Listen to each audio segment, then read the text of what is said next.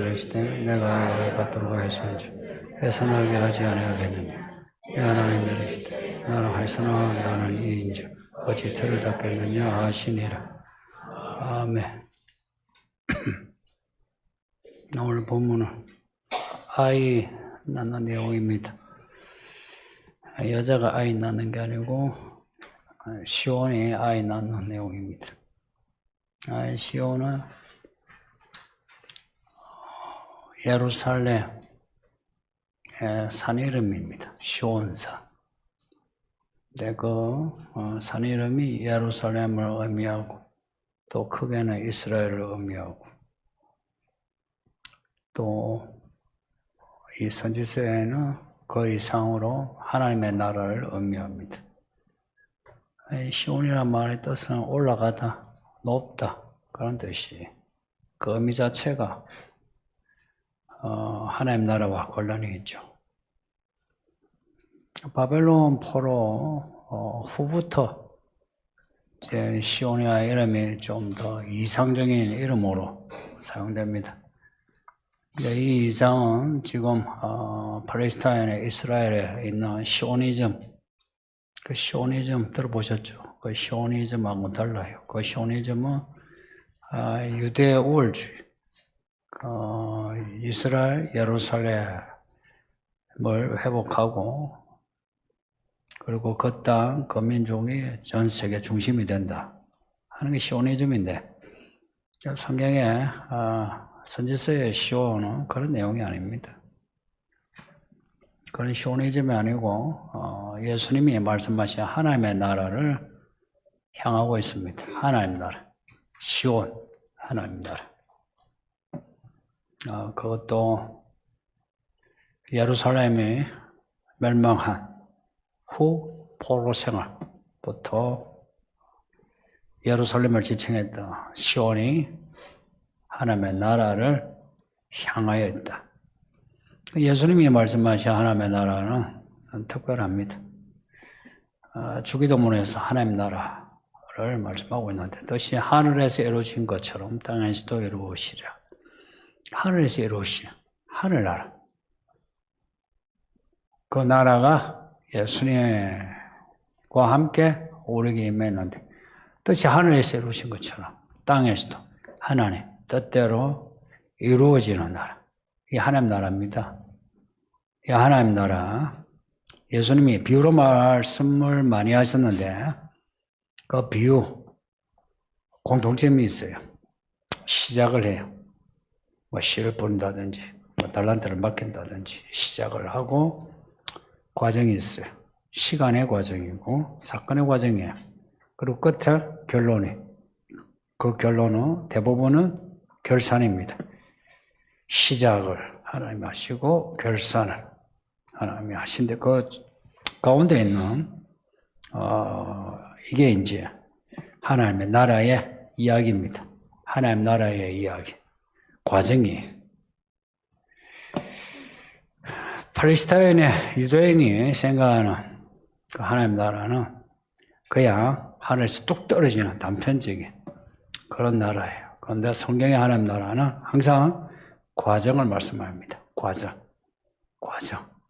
이제 그 과정에 우리 인생에서 가장 큰 과정이 애 가지고 애 낳는 과정 아니겠습니까? 그걸 통해서 하나님 나라를 말씀하는 겁니다. 7절 보시면 시온은 진통을 하기 전에 해산하며 고통을 당하기 전에 남아를 낳았다. 남아하면 남자아이 같은데 그냥 남자입니다. 남자를 낳았다. 아이를 낳을 때 진통이 있어야 애를 낳을 수 있죠. 그런데 진통이 있기 전에 혹은 진통을 하는 즉시로 애를 낳는다. 희한한 일이죠. 그래서 8절에 세상에서 이런 일을 들어봤느냐 하고 물어요. 진통을 하는 즉시 애 낳는. 이거는 사람이 하는 일이 아니다. 사람이 애 낳는 일이 아니다 하는 거죠. 하나님이 하시는 일 혹은 하나님이 우리를 통해서 뭔가 하시는 일. 9절에서 여호와께서 이르시되 내가 그렇게 한다. 내가 하고자 하는데 누가 못하게 하겠느냐. 하나님이 해상케 하신다. 어떻게? 시온이 진통을 하기 전에, 진통을 하는 즉시로 나만을 낳게 된다. 하나님이 하신다. 지금 그냥 개별적인 한 여자가 애 낳는 이야기가 아니고 시온이요, 시온. 이사야 1장에서부터 시온이 나오면서 성경에서 시온이 가장 많이 나오는 성경이 이사야였습니다. 이사야 1장에서부터 지금 마지막 장 66장까지 하나님은 시온에 대한 예언을 하고 계신 거라. 시온에 대한. 그 1장에서 나오는 딸 시온의 모습은 정말 안 좋아요. 개도 소도 주인을 알아보는데 시온은 하나님을 알아보지 못하고 주인을 알아보지 못하고 예배는 드린다 하고 제물을 가져오지만 더러운 제물을 가지고 오고 하나님하고 만나서 이야기할 그런 마음은 없이 그냥 제물만 던져놓고 가버리고 그러고는 자기들 하고 싶은 거 다 하고 엄란하고 우상숭배하고 온갖 더러운 짓을 하고 그랬습니다. 그런 시온인데 그리고 그 시온이 스스로 회개해서 돌이켰다. 이제 이것도 없어요. 그래서 이들이 돌이켜가지고 이들이 새로워져서 그래서 하나님이 이들을 좋아하시면서 해상케 했다. 이게 아니에요. 이 시온의 모습을 1장에서부터 계속해서 지금 이사야 전체 시온의 모습이 별로 변화가 없는 모습으로 계속돼요. 그럼에도 이사야 66장에 와서 그리고 이사야서 중간중간에 시온의 모습이 1장에서의 그 부정적인 시온의 모습하고는 완전히 달라진 그런 모습을 가져요. 어떻게 그렇게 달라진 모습이 있냐? 하나님이 변화시키셨다.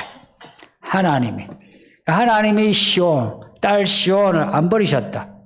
시온이 늘 잘못을 해도 하나님이 또 받아주시고 또 용서하시고 또 한 대 치시고 또 내쫓으시고 또 받아주시고 하시고 이 변화 불가능한 시온 어떻게 그러면 시온이 그렇게 변화가 되었나 하면 이사야 53장에 하나님의 종이 고난을 받음으로 그 고난을 받는 종이 우리 예수님이십니다. 그 하나님의 종이 고난을 받아 죽임을 당함으로 시온의 모든 죄와 허물을 다 짊어지고 죽임을 당함으로 시온의 문제가 해결되기 시작한 거예요. 하나님의 종이 죽임을 당함으로 시온의 모든 문제가 해결되어지는 그래서 시온이 변화되는 시온 스스로가 작심하고 변화되는 그 과정이 성경에는 없어요. 없는데 하나님의 어린 종의 그 희생으로 요한계시록에는 어린 양으로 나오죠. 그 시온의 변화가 일어난다 하는 겁니다. 그래서 시온을 하나님이 원래 예정하신 시온의 모습 그 이사야 60장 14절에 여호와의 성읍 하나님의 거룩하신 도시로 세우시겠다. 이게 하나님의 뜻입니다. 하나님이 택하신 시온. 하나님은 버리지 않으신다.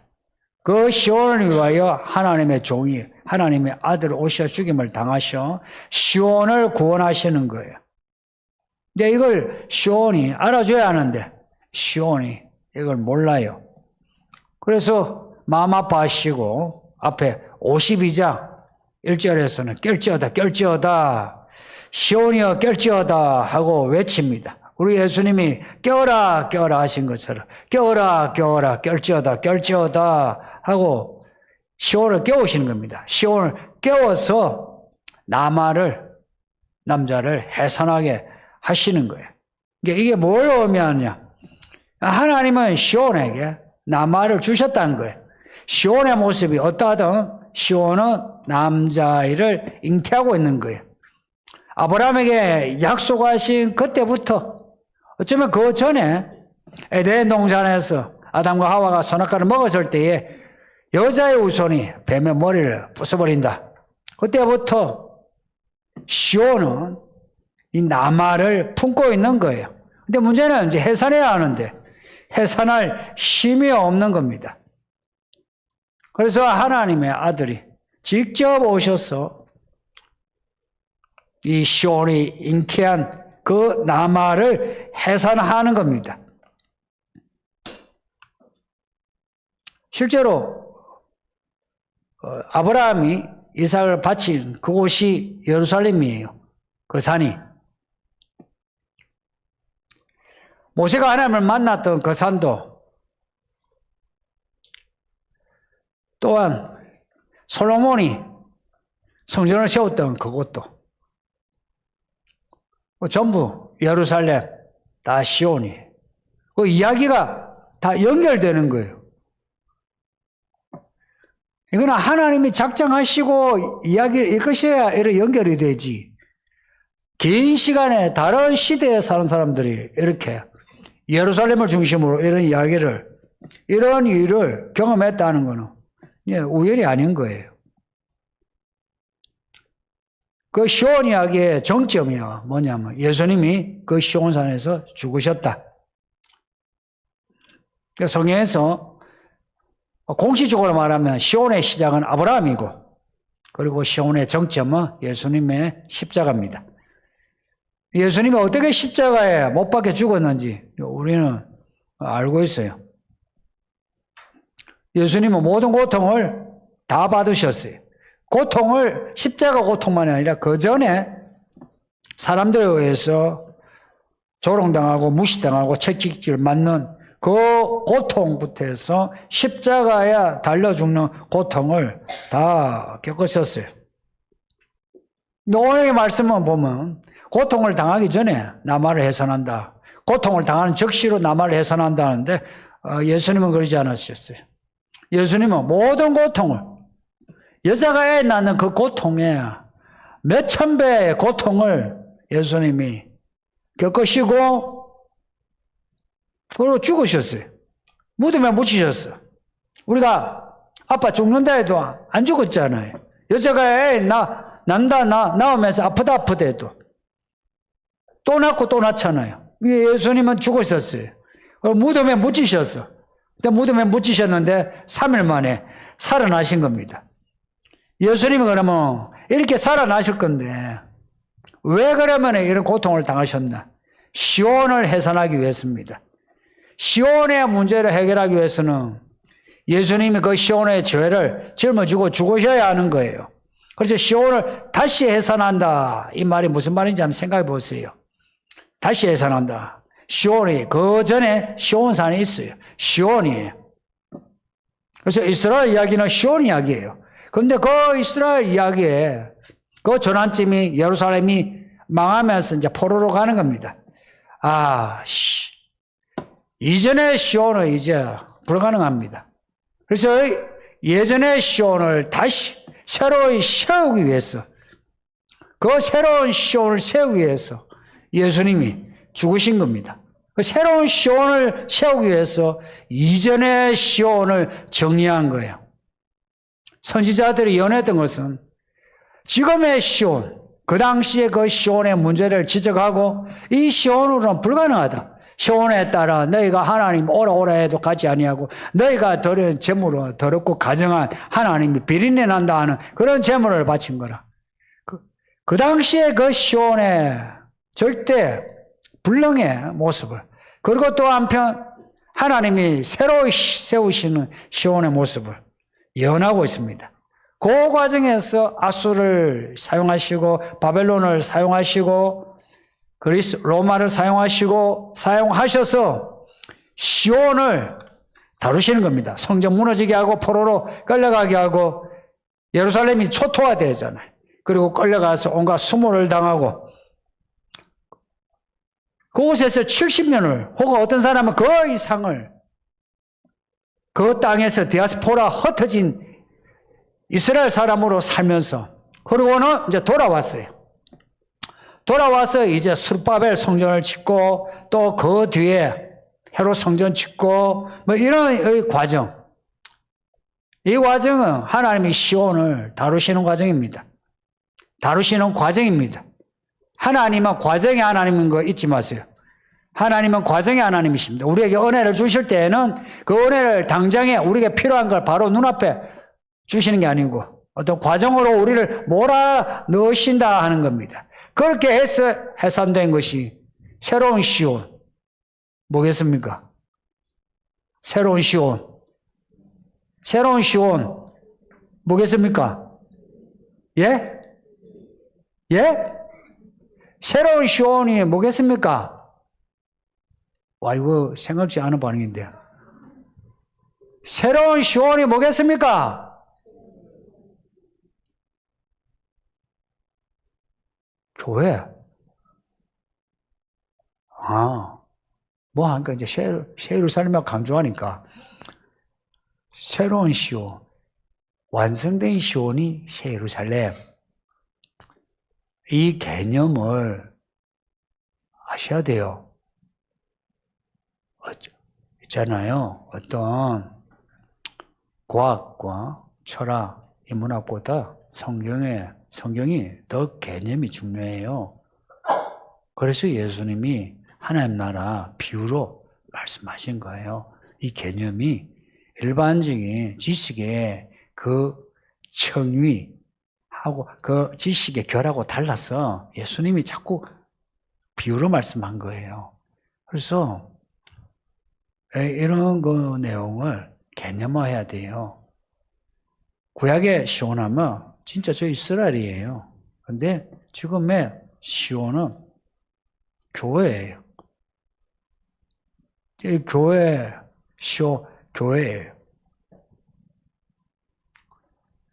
그래서 이 교회를 하나님이 교회를 세우시는데 어떻게 세우셨나? 피로 세우셨어요. 피로 사셨어.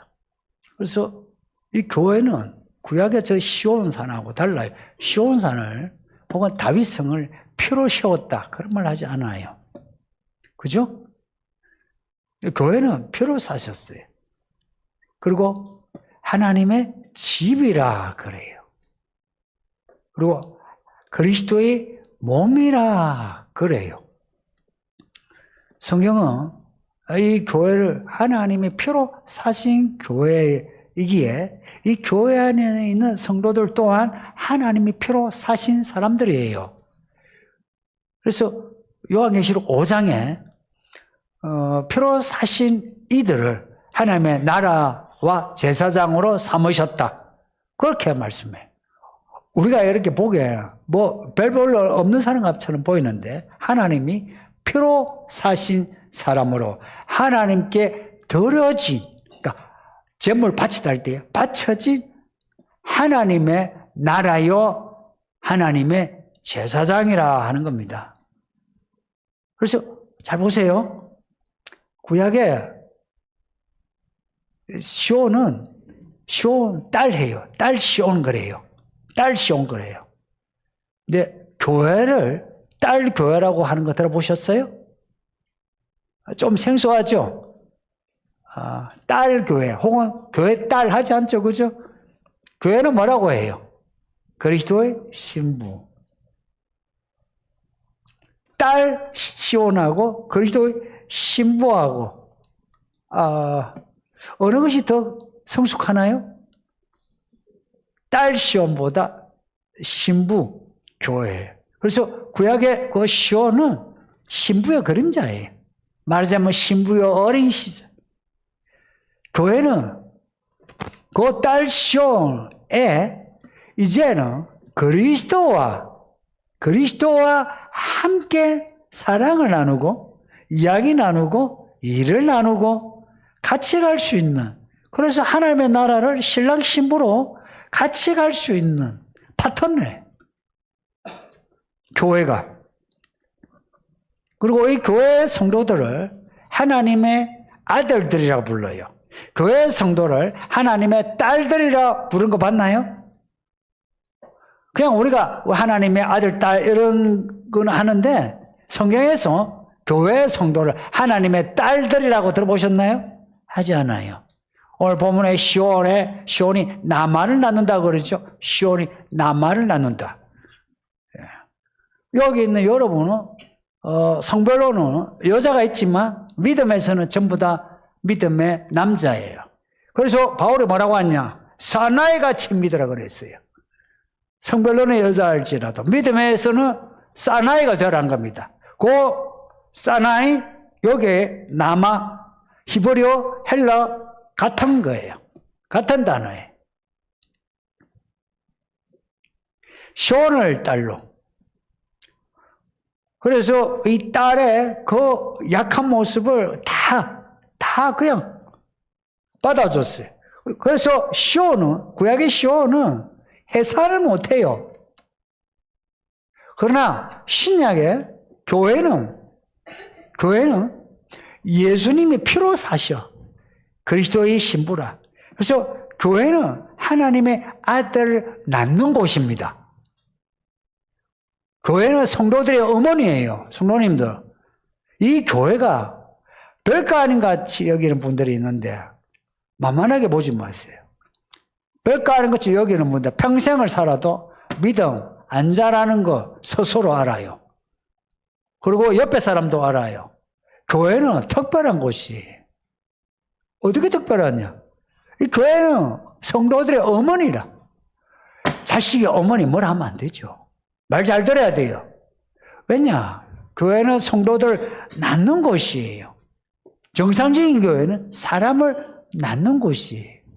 교회 일꾼이 하는 일이 뭐겠습니까? 사람 낳는 일이에요. 사람을 낳는다는 거하고 사람을 얻는다는 거하고 같은 맥락에 있어요. 구약에서 사람을 낳는다, 사람을 얻는다 없어요. 그러나 신약에 와서는 이제는 교회는 낳고 무엇으로 사람을 낳느냐? 53장에 나오는 하나님의 종의 피로, 우리 예수님의 피로 사람을 낳아요. 낳는데 사람들 그래요. 아, 사람 얻는 게 힘들다 하는데 거짓말이요. 제가 목회를 하는데 전도사 때부터 지금까지 맨 땅에 헤딩하듯이 해도 사람이 사람을 얻는 거 혹은 교회 일꾼이 사람을 얻는 거 사람 힘으로 하는 게 아닙니다. 하나님이 하십니다. 물론 사람이 겪긴 겪어요. 진통을 겪는데 그거는 진통을 겪는 적시로 낫게해줘요. 진통을 낫기 전에 낫게해줘요. 이 이야기는 요한계시록에 대환란이 있기 전에 이 성도들이 전부 와 이제 해산의 고통이다 할 점에 데려가신다는 말씀과 같아요. 내가 아이를 갖도록 하였은지요 해산하게 하지 않겠느냐. 이게 9절의 말씀이에요. 나는 해산하는 하나님인데 어찌 태를 낳겠느냐. 하나님은 낳고 또 낳는 하나님이십니다. 아담과 하와를 낳으셨고요. 성경에 나오는 족보를 잘 보세요. 족보를 보면 이런 거예요. 하나님은 낳고 또 낳고 낳고 또 낳고 낳고 또 낳는 그런 해산의 하나님이신 거라. 해산하지 못하는 여자. 하나님을 만나면은 해산할 수 있는 거예요. 그래서 사라가 아들을 낳은 거예요. 리브가가 아들을 낳은 거예요. 하나님은 해산의 하나님이시라. 그 해산은 실제로 애를 가지고 낳는 것만 아니라 이제는 사람을 하나님의 아들들로 낳는 것, 이 세상 사람을 성도로 낳는 걸 하나님이 하신다는 거예요. 가라한 겁니다. 사람을 만나 복음을 전하면 사람을 얻을 수 있다 이야기입니다. 어떻게 달란트를 남기고 머나를 남기느냐? 그 달란트와 머나를 그냥 주머니 속에 넣어둔다는 것은 사람 만나지 않는 거예요.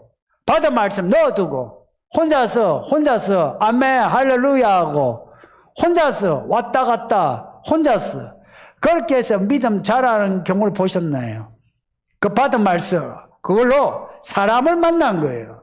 사람을 만나 그 사람에게 하나님이 주신 이 말씀의 씨앗을 뿌리는 겁니다. 뿌리면은 그 씨가 그 속에서 자라서 또한 그 사람의 영혼이 해산하는데 하나님이 하게 하신다는 겁니다. 사람들이 교회 성도들이 사람을 얻는 거 힘들어서 얻지 못하는 게 아니고요. 마귀가 방해를 하는데 그 방해에 휩쓸려서 그래요.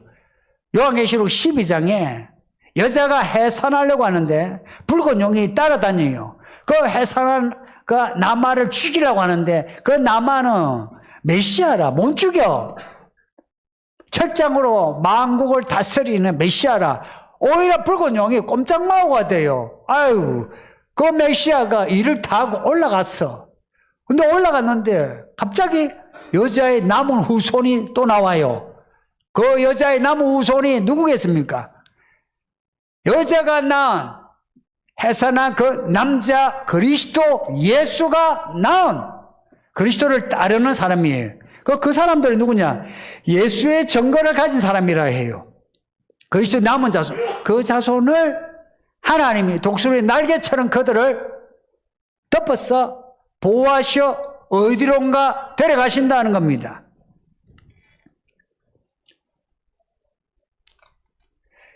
예수님이 마지막으로 하신 말씀이 성령을 받고 딴 것까지 내 정인이 되라 하셨어요. 이거는 교회는 해산해야 한다는 말씀입니다. 딴 것까지 예수의 정인이 되는 게 뭐겠어요? 사람 얻는 거예요.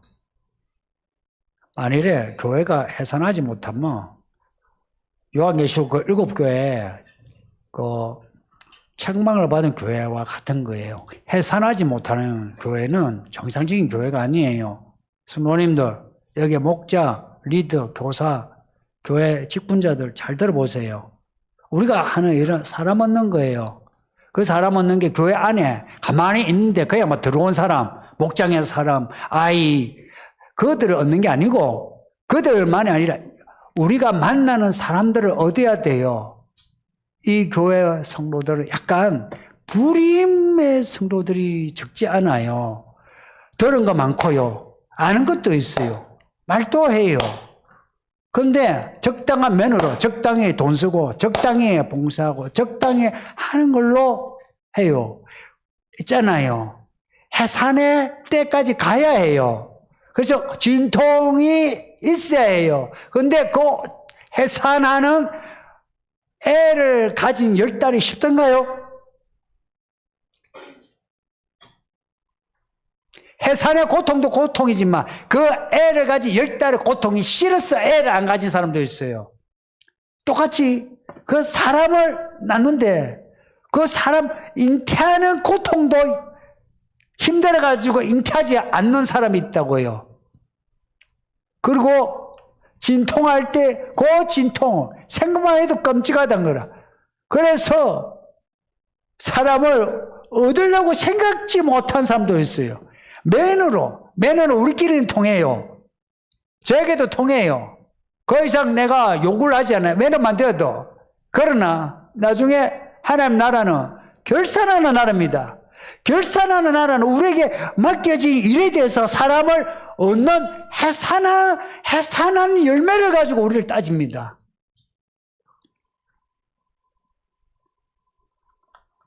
이 교회를 향한 하나님의 책망이 있다면 믿음이 상당히 개인주의적이에요. 시간과 돈, 마음 쓰는 게 마치 불임처럼. 그러니까 있잖아, 부부가 결혼했는데 애는 가질 생각 없이 그냥 자기 고상하게 자기가 즐기고 싶은 거 즐기면서 막 이렇게 사는 거지 하는 그런 거예요. 성도님들, 이왕 우리가 예수님 믿고 그리고 요한계시록도 읽고 듣고 배우면서 예수님 오신다는 걸 믿는다면 잉태하고 해산하는 과정을 가집시다.